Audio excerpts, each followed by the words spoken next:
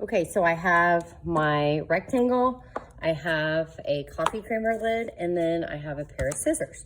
So what I'm gonna do is I'm gonna actually trace this coffee creamer lid because I need a circle for my ladybug's head.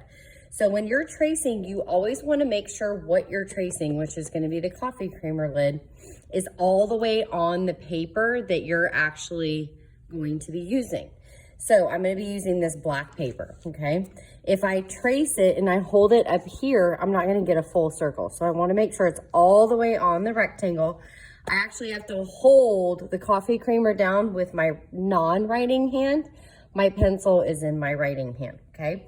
I'm actually going to use a white pencil so that you can see my marks. So what I'm gonna do is I'm gonna put my pencil next to the coffee creamer lid. I am pushing down with actually both of my hands.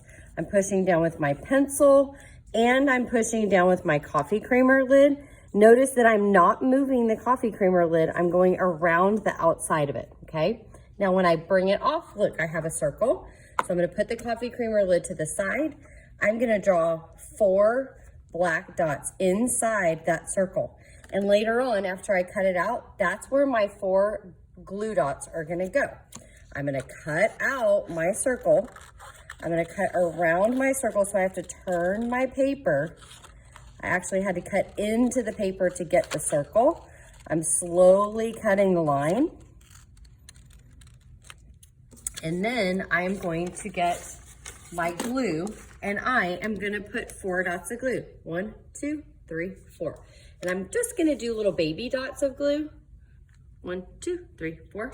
And then I'm gonna take my paper on the green side, I'm gonna flip it over, and I'm going to put my circle so that the glue is touching my paper.